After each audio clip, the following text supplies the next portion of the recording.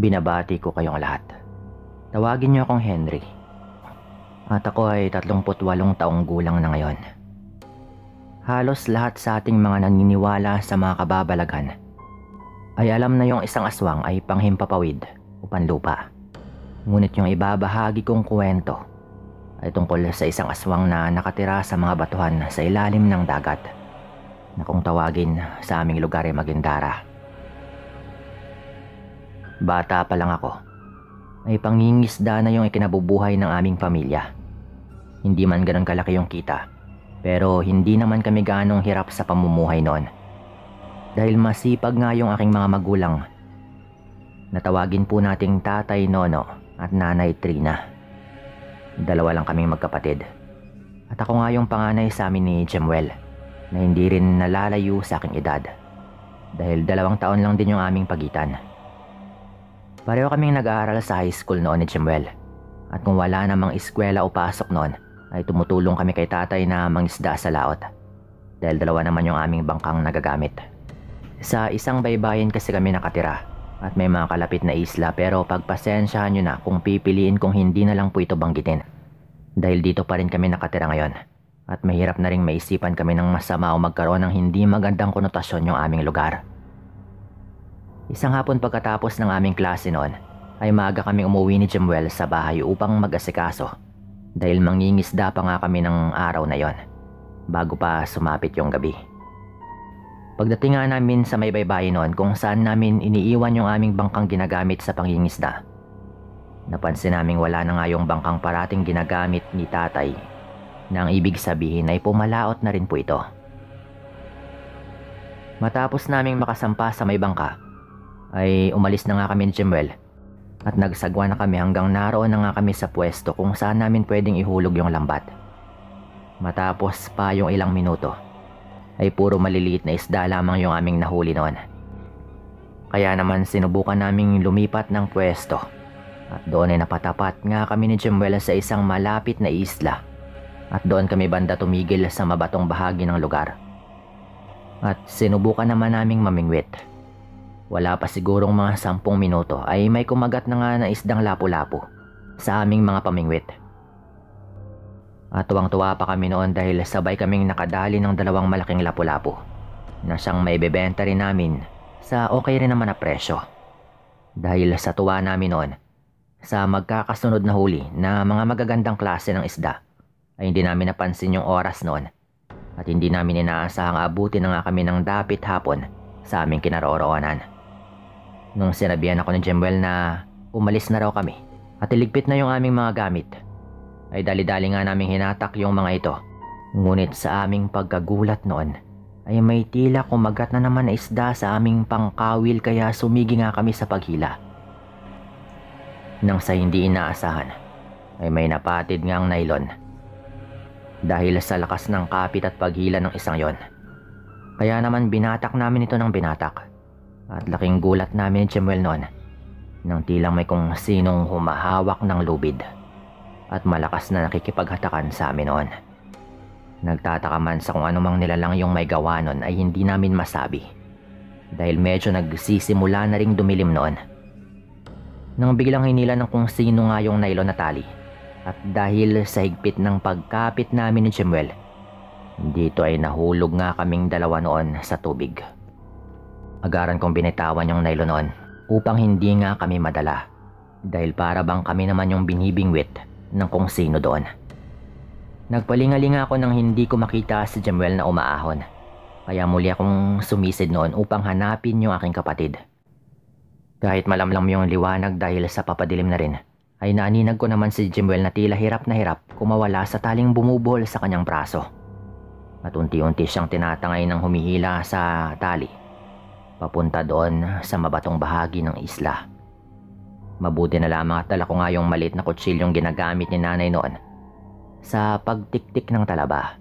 Dali-dali kong sinisid kung nasaan nga yung kapatid ko at gamit yung kutsilyo ay mabilis kong pinutol yung tali at mabilis kaming umahon dahil iniisip naming 2 na baka malaking pating pala yung kumagat sa nylon o kung anumang malaking isda at yun nga yung humihila.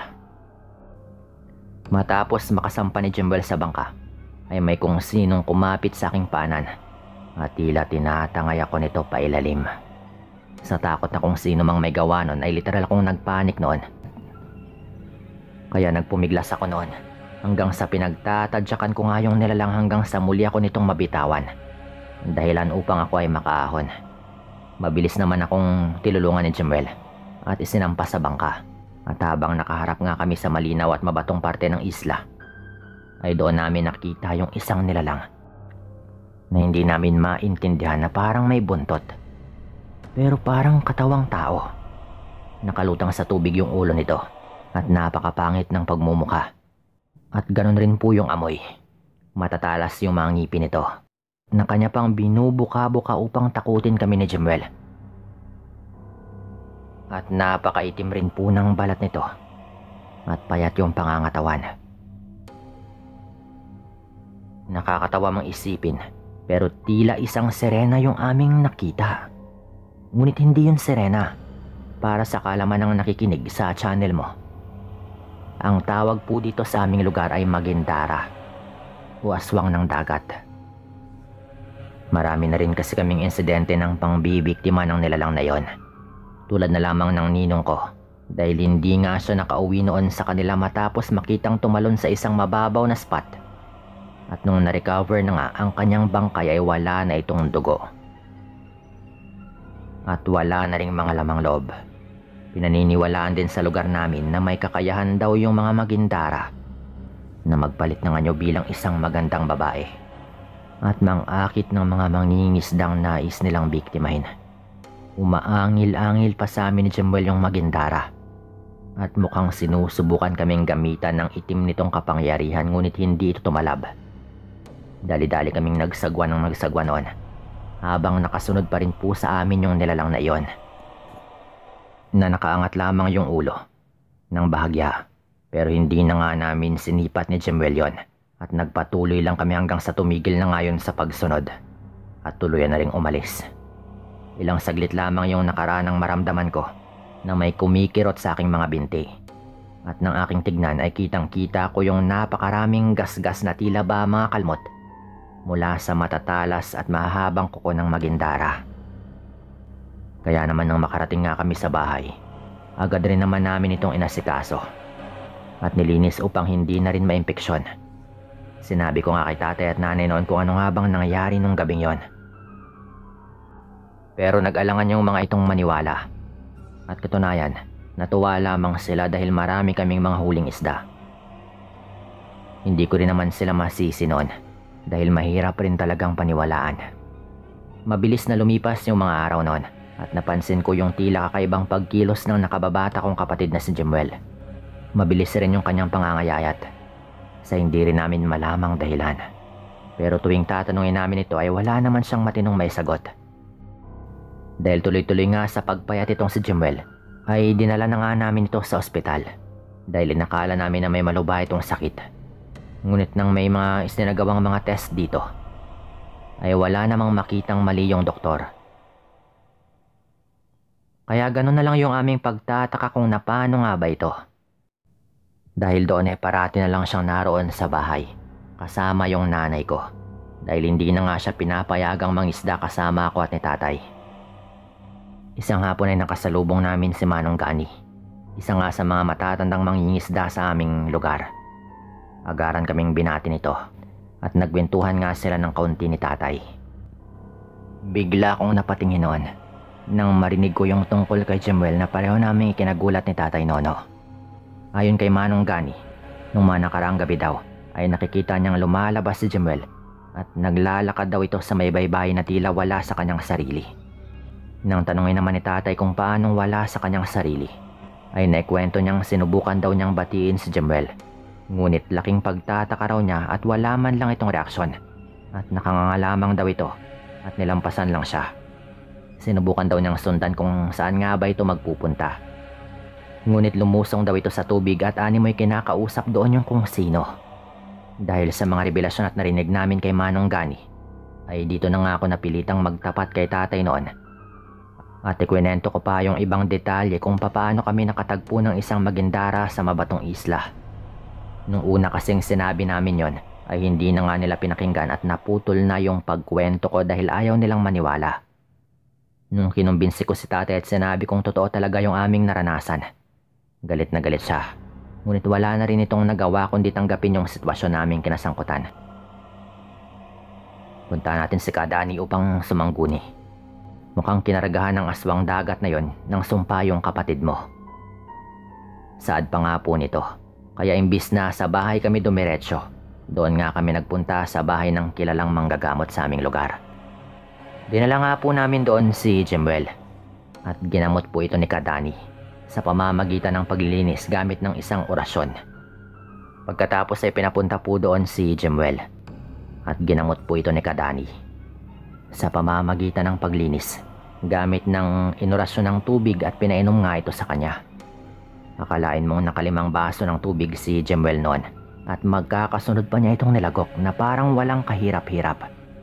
Maya-maya pa ay sinuka niya rin yung tubig, ngunit sa pagkakataong yon ay nakakadiri yon dahil kulay berde po yung kanyang sinuka. At napakatindi ng amoy na para bang mabaho pa sa dumi ng tao. Matapos na maisuka yun ni Jemuel ay gumaan naman yung kanyang pakiramdam. Kaya naman nagagawa na nga niyang tumayo at muling makapaglakad ng maayos noon. Ayon pa sa manggagamot, kinargahan daw ng Magindara si Jemuel ng sumpa sa pamamagitan ng pagtatanim nito sa kanyang tenga. Ang sumpa daw na iyon ay sisirain yung kanyang ulo at papasukin yung kanyang sistema. Hanggang yun na nga rin yung ikamatay ng biktima, kaya mabuti namang naagapan raw ito. Di na rin naman nagulat si Kadani noon dahil hindi lamang daw kami yung nagkaganon at meron na rin daw naunang mga nangyaring ganon. Kaya naman labis niya nga kaming pinag-iingat. Siyempre, nag-abot po kami noon bilang pasasalamat sa serbisyo nito. Inakala ko noong una na yun na nga yung huling enkwentro namin sa aswang sa dagat na yon. Ngunit hindi pa pala dahil maging ako ay muntik na rin po nitong makargahan ng itim nitong kapangyarihan. Mga isang linggo rin yung mabilis na lumipas at ng isang gabi na bilog yung buwan ay sadyang napakaganda at maliwanag nito. Nakadungaw sa bintana ng aming kwarto si Jemuel. Tulog na rin po silang lahat sa bahay noon habang ako naman ay may kakaibang nararamdaman na hindi ko may paliwanag. Kaya lumabas nga muna ako saglit upang magpahangin at magpantok. Nang may narinig naman akong napakagandang himig na parang kumakanta. Dahil sa sobrang nagandahan ako dito, ay hindi ko maintindihan pero sinubukan kong sundan o hanapin kung saan nga ba yung nagmumula. Kahit na hindi ko maintindihan yung tono ng ginagawa nito, ay tila natatangay po nito yung aking utak at damdamin. Sa kakahanap ko at kakasunod sa kung saan nga ba nanggagaling yung tunog, ay nakarating ako sa may dalampasigan noon. At napakatahimik ng paligid at yung mga alon lamang yung maririnig mo. Hanggang sa muli ko na namang narinig yung himig.